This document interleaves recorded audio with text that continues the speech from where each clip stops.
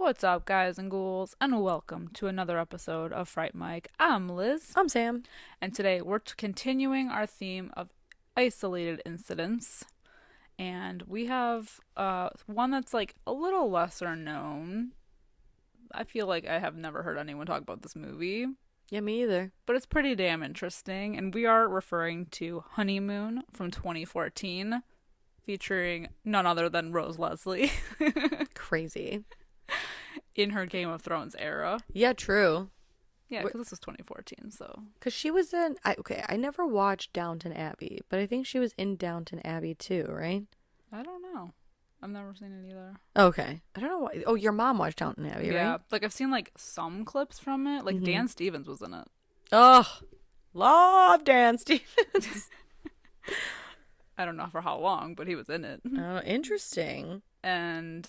yeah, I don't know if she was in it. Because I feel the only reason I say that is because I feel like I have a memory of her being on the poster for the movie, because we worked there when the movie came out. We worked at the movie theater. Maybe. Because it came out in 2019.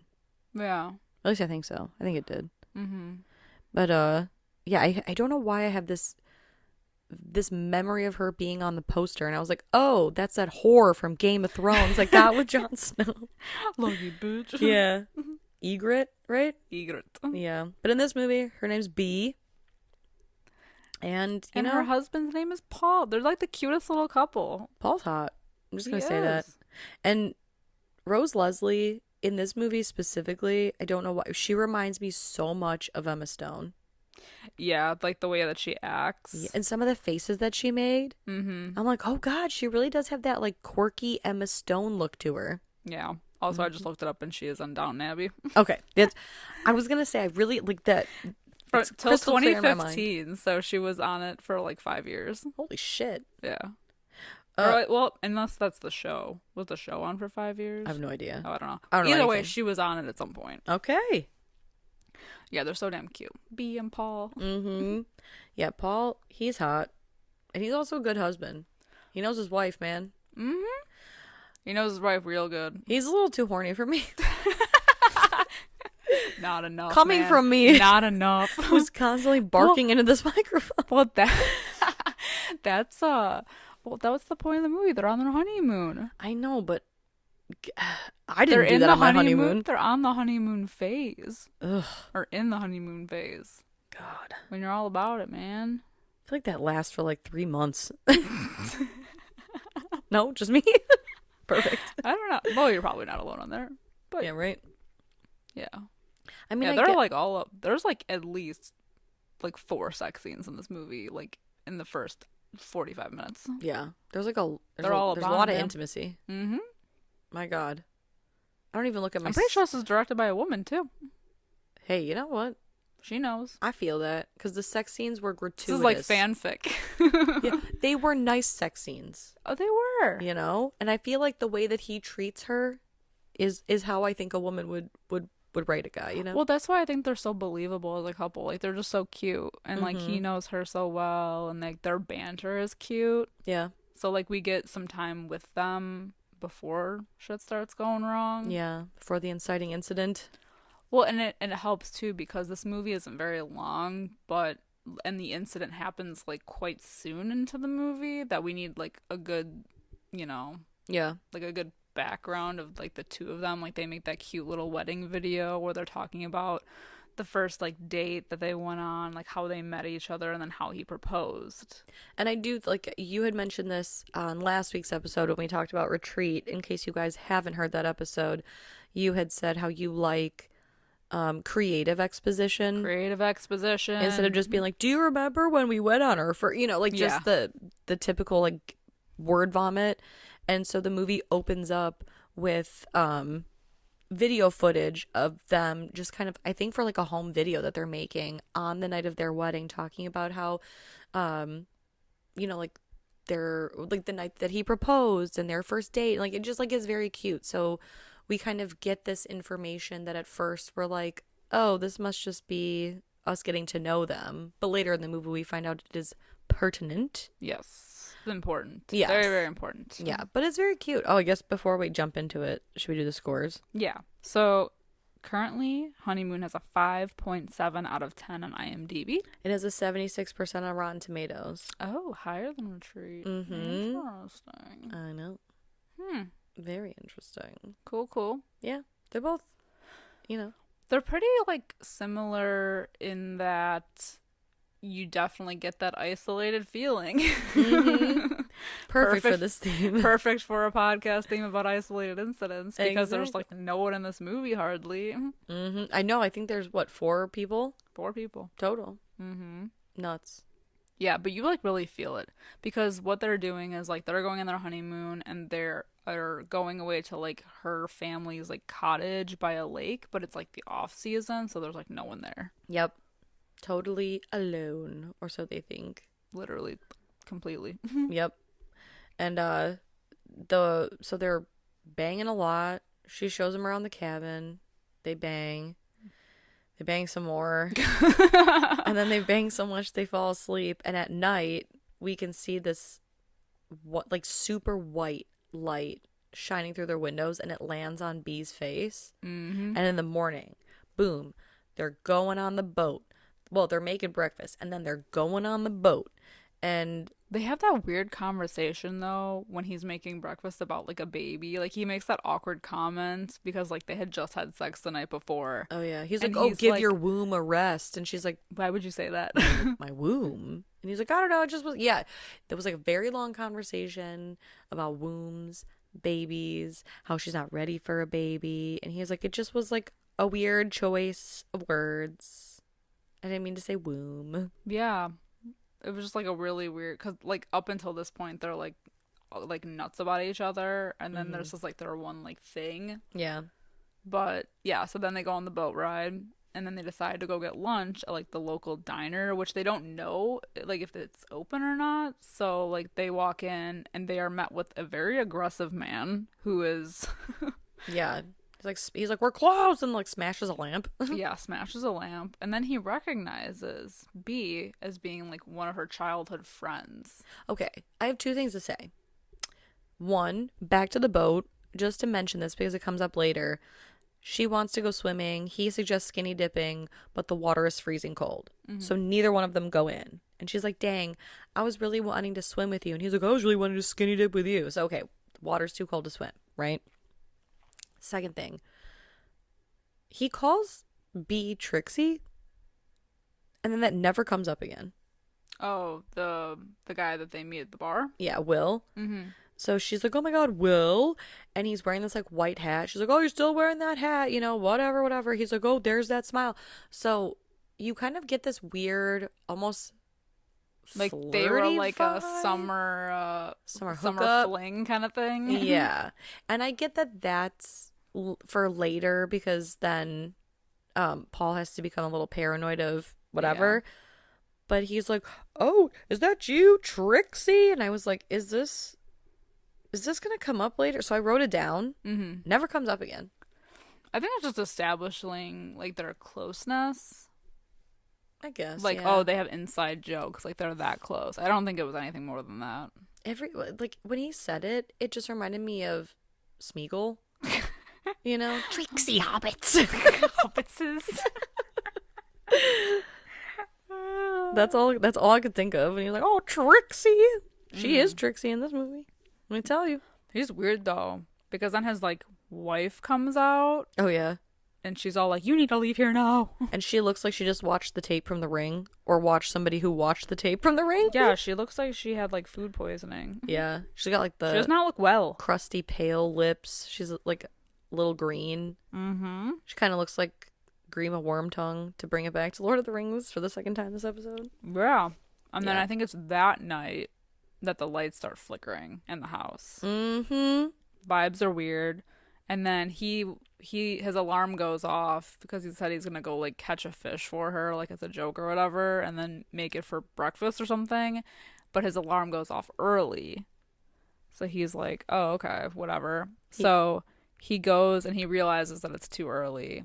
And when he gets back, Bee's missing. Mm-hmm. Nowhere to be seen. And at first he's like, oh, she's pulling a prank on me. But then soon finds out that it's not a prank because he goes wandering around the property into the woods and eventually finds her. I don't know how he finds her without a flashlight. I don't know either. He's wandering in the dark forest like in unknown property. Yeah, in the pitch dark. Mm-hmm. And finds, I mean, to be fair though, she is quite pale. So her naked, fleshy she's body like is butt-ass naked. Yeah. And her toes are like digging into the dirt. And she just seems to be in a trance. Mm-hmm. She's holding herself. Yeah, so he brings her back. And then the next morning, he's like worried about her. And she's like, no, I'm fine. Like totally brushes it off. But then she's definitely like off. Yeah. Because she's like, I'm going to make breakfast. And like, she's like, I'm making French toast. But she literally just made like burnt bread. Yeah, she didn't batter anything. Mm-hmm. And he's like, you didn't batter the bread. She's like, yes, I did. And he's like, no, you didn't. And so he's like, you take an egg and you take this. And she's like, I got it. And she's like, oh, I did make coffee though. It's over there. Well, she didn't. Mm-hmm. She just made water. And so he's like, I think it's odd because I've spent hundreds of nights with you. And because when he first brings her back, she's like, I think I was sleepwalking. It's, it's just the stress of the wedding and everything. And he's like, I've spent hundreds of nights with you. You've never forgotten how to make coffee. You've never forgotten how to make French toast. And you certainly have never made mention of sleepwalking. Mm-hmm. She's like, yeah, well, what do you know?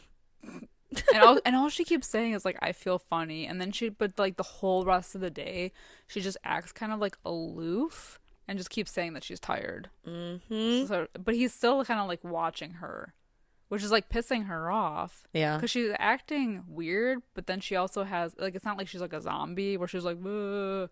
Like she's still kind of acting like herself, like flirty and fun, but like not quite right. Mm-hmm. So there's definitely something going on. Absolutely.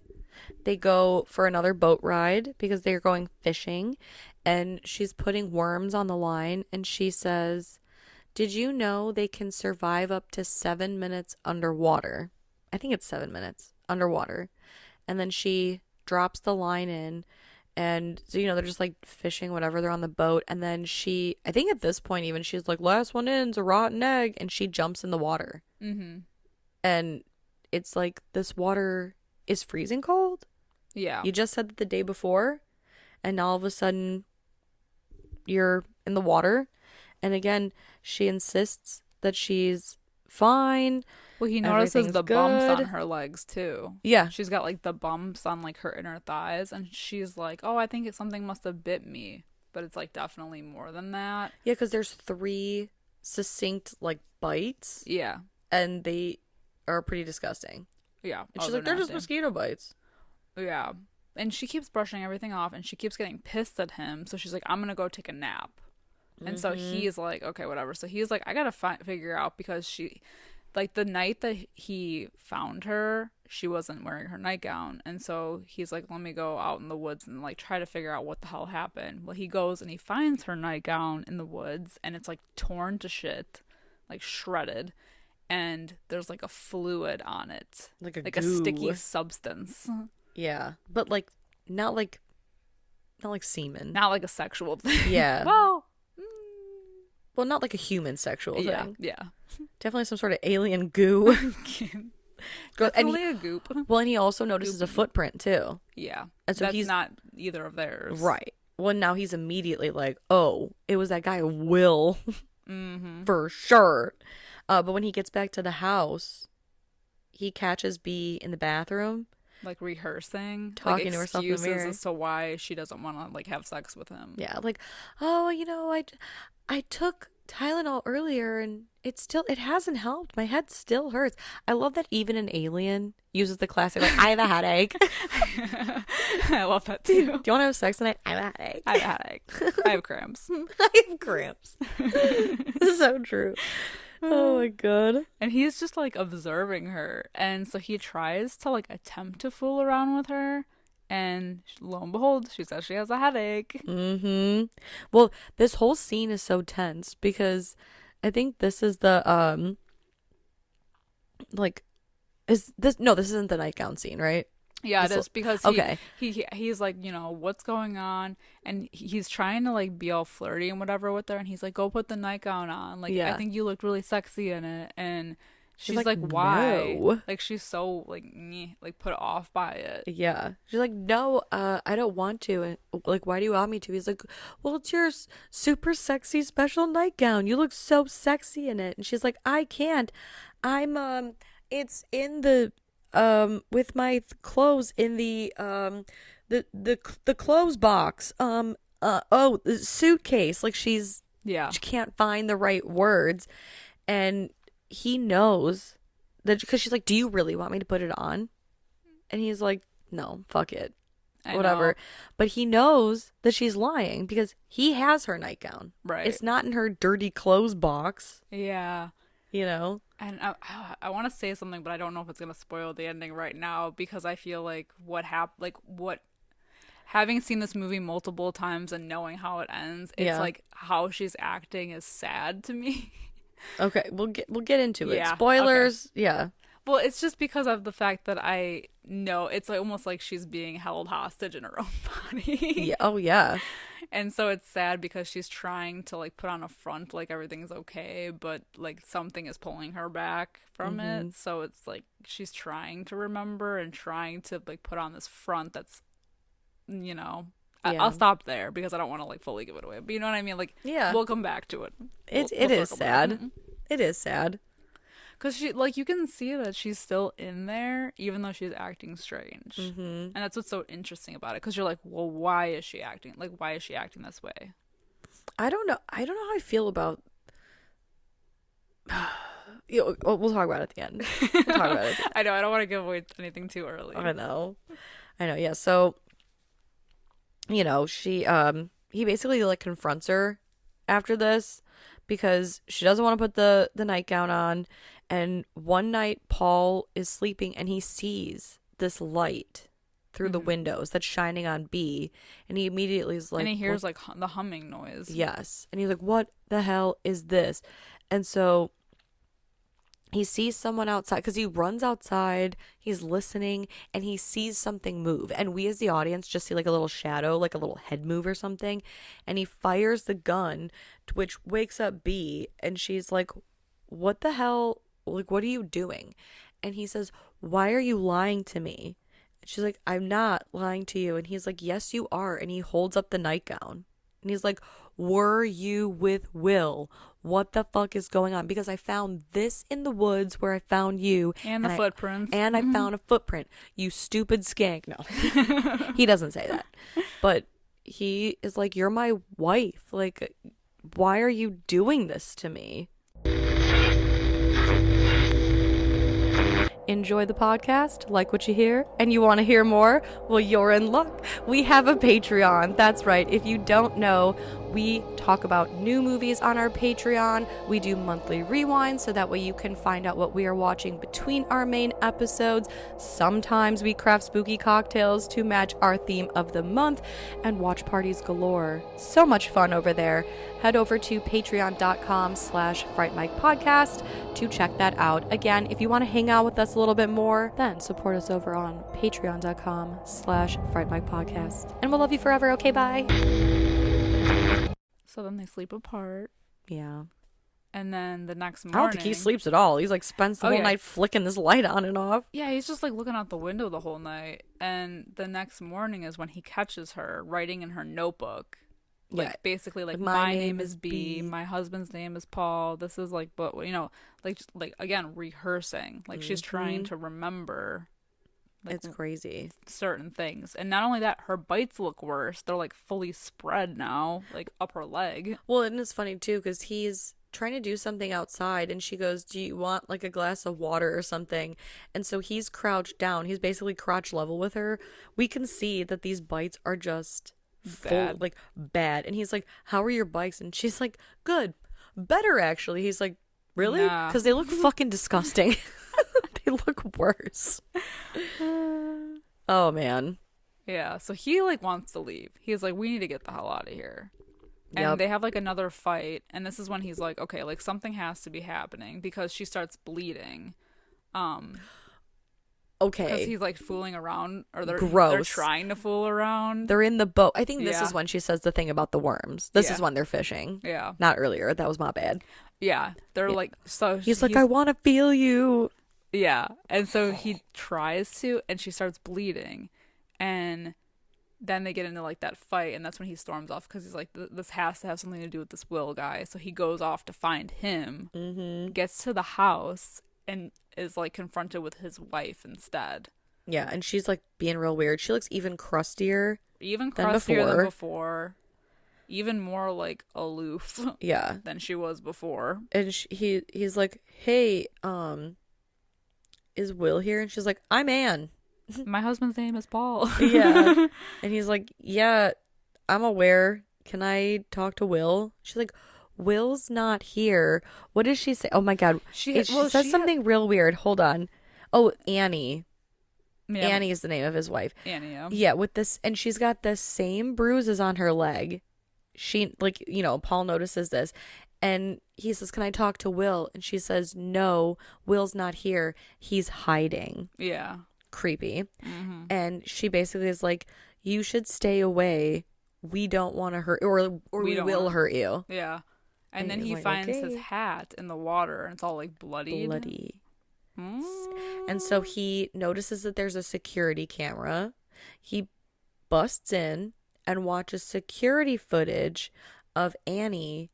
Basically, it's just like a lot of like her leaving, going whatever. But then there's one night where there's this giant white light, and she's like a moth she's in a trance following this light into the woods. And it's kind of the same thing as the light that he saw before. And when he goes back into the house, he sees this wall covered in journal pages of like, my name is Annie, my husband's name is Will, we live in this cabin, this is our house, you know, all this stuff. Like, same thing with Bea. And the sticky goo was on it. Yeah, the sticky goo. I forgot the sticky goo was on the paper. Gross. And so then he goes, and it's so creepy too, because when he's in there, the lights flicker again, and there's like a figure outside, watching him. Like, we're like, okay, ew, creepy. Oh. Yeah. So when he gets home, he finds Bea's notebook and is kind of questioning her, like, why would you write this down? This isn't stuff that you need to memorize. This is who you are. Like, you should know this information. Ooh. He's a good husband, man. That's like such a good, like, because he's basically like, what is this? Like, who are you? And she's repeating, and he is reading along in the journal with what she's saying out loud. Like, my name is Bea. My husband's name is Paul. I live in New York. My apartment is 22B. Like, all this stuff. I like the color blue. I don't like whatever. I don't like the taste of ketchup. Like, all these things. And that's such a good way to put it. Like, this is who you are. This is Bea. Yeah. This is not stuff that you need to memorize. Right. So, like, what are you doing? And she's so confused. And this is when shit, like, gets really fucked up. Because... Yeah, because she locks herself in the bathroom. She hid the keys to the car. Yeah, because he's like, we have to take you to a doctor. Yeah. Locks herself in the bathroom. And he, like, basically, like, busts down the door. And he finds her, like, stabbing herself down there. Mutilating her genitals. Yeah. To put it... And he's, like, beyond confused. Because he's like, what are you doing? Yeah. And she is freaking out. She's like real, I feel like she's moving real like slippery, where he's trying to hold her and ask her, and she doesn't want to do anything. She's like, no, actually, you know what? We should get into bed. You should get into bed with me. And it's so weird, because he ends up, essentially what happens is he ends up tying her to the bed, right? And he's looking at her, and he's examining her. He starts at her toes. Because he's like, what's happening to you? And he's asking, so like he's asking her questions, right? I guess even before the examination, he's like, where was our first date? What did we eat? We had it at our wedding. And finally she's like, he's like, where did I propose to you? And she's like, I don't know. Wait, I do know. We were in a tent. We were camping. We were looking at the stars and blah, blah, blah. And he's like, no. Because she's like, I remember this. And he's like, it's no. what they were supposed to do. But then she got sick and they couldn't. It's also creepy too when he's asking her about, like, because they have like a little thing because her name is Bea, and he goes like, I love you, honey bee, and she does like a little buzzing noise or whatever. And so he says that, and he's like, what do you do when I say I love you, honey bee? And she goes, we don't know. Yeah. We don't know. Ew. Oh, we. But yeah, is a legion in there? Yeah, right. Like, every answer that she gives him is the wrong answer. Yeah, and so he like, it's just so sad because he knows her so well, and he starts, and he's like, you look like my wife, you smell like my wife, you like taste like my wife, but you're not her. Yeah. And he gets up to like by her face, and she's got like the sticky goo in her hair. Gross. And she's basically, like, at this point, like, frantic. And she's like, take it out of me. Yeah.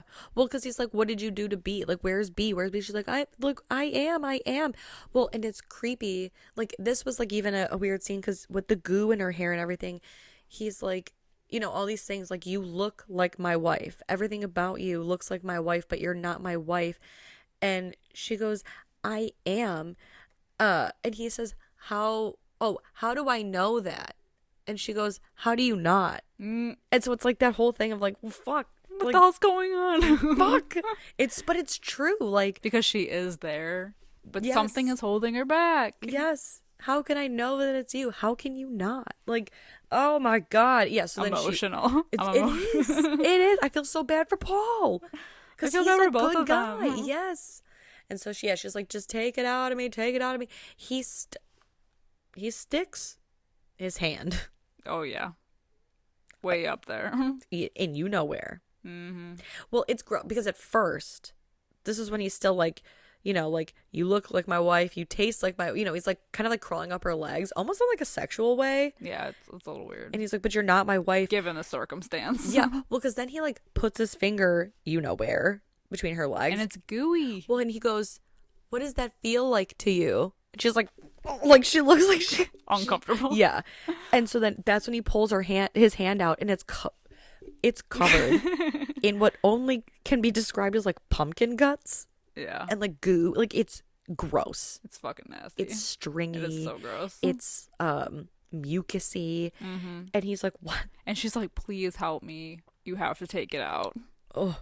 And this scene. And we were not prepared. I was not prepared the first time I saw this movie. You were not prepared. No. I gave you no warning. You gave me no warning.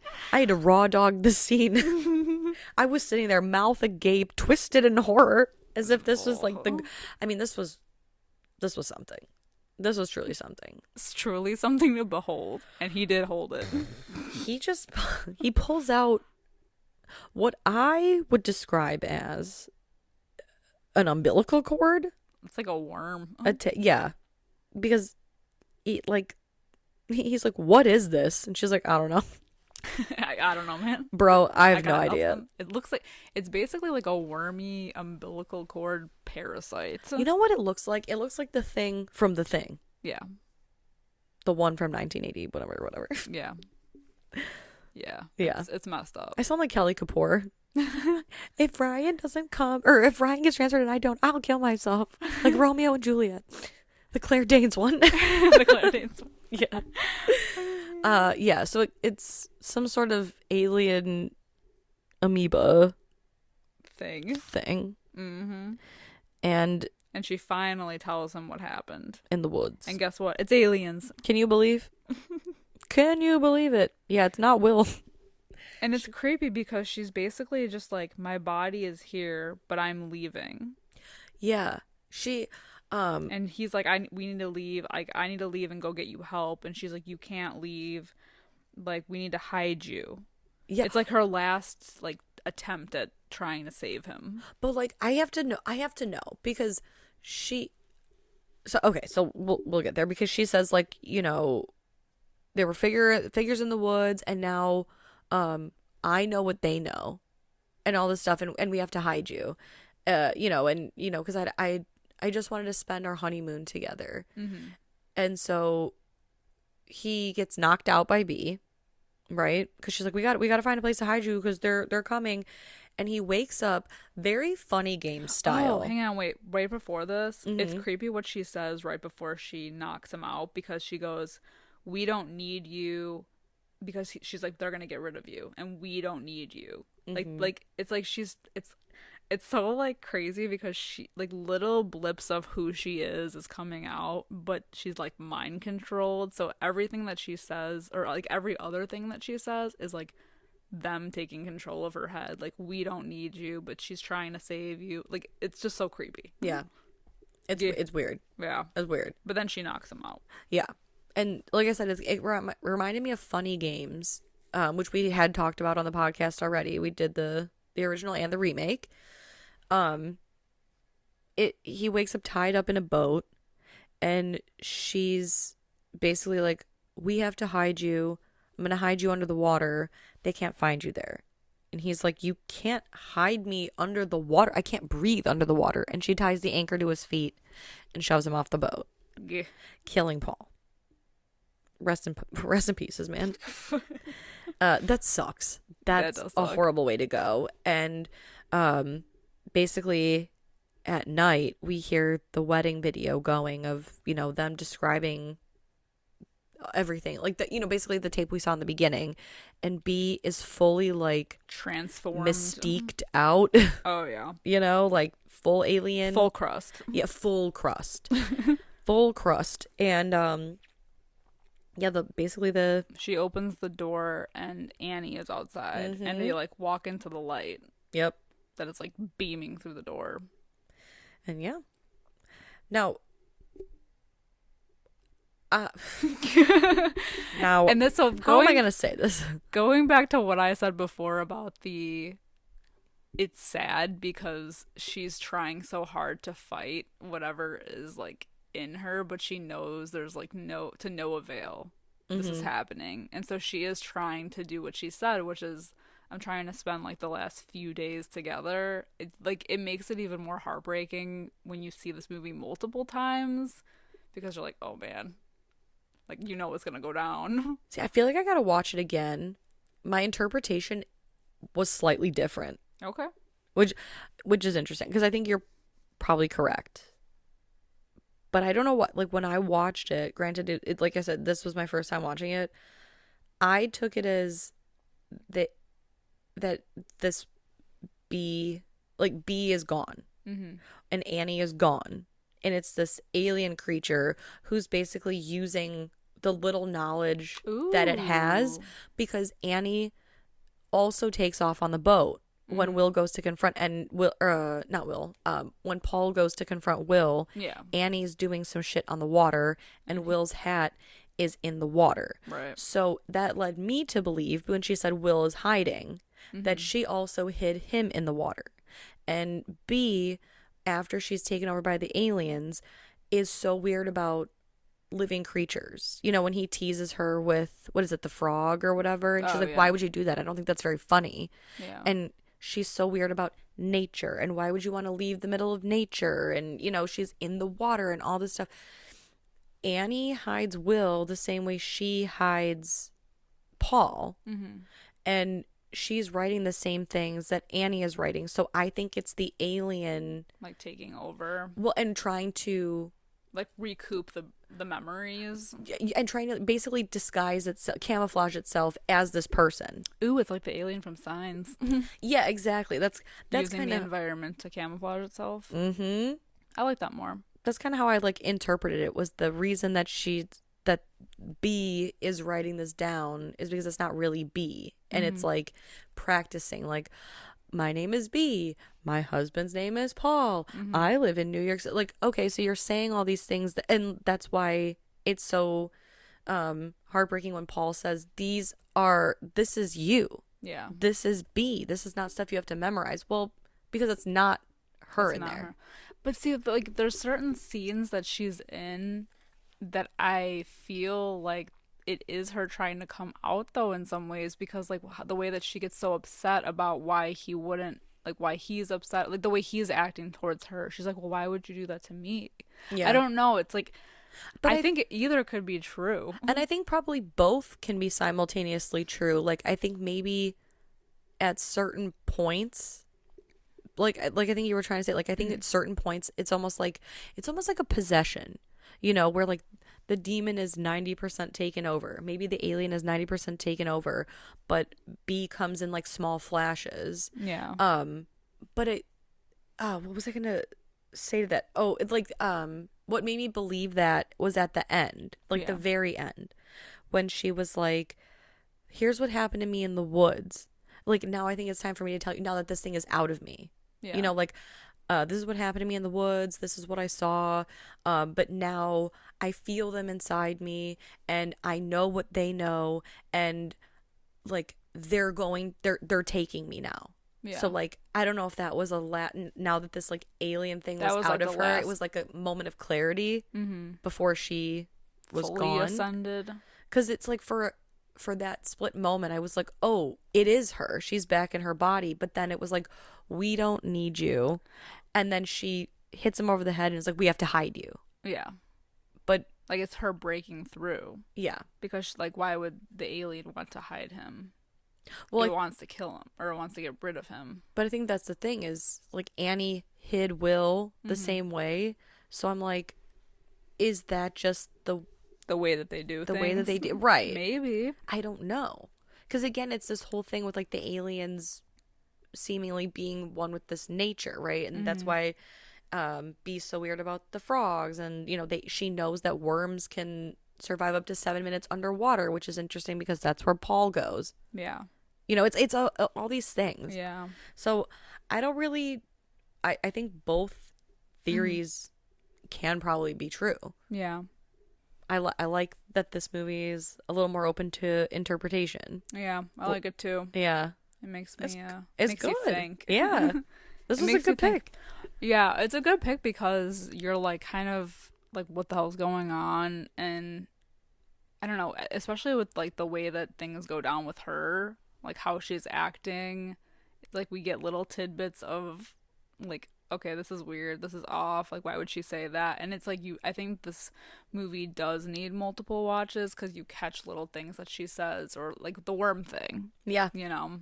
Yeah. Especially with how it ends. Exactly. It's interesting for sure. Mm-hmm. And yeah, I don't hear anyone talking about this movie, so it's pretty interesting. So definitely go check this one out. Yeah, this one's streaming for free on Tubi.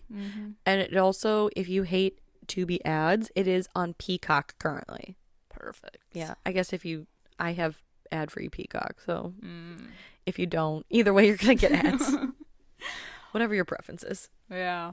But yeah, definitely check this one out. And if you have seen it, let us know. Hit us up in our Discord and follow us on all of our social media at Fright Mic Podcast. And if you get just a few moments after the show, give us a 5-star rating and review wherever you are listening, and we would really appreciate it. And until next time, I'm Liz. I'm Sam. Rest in peace.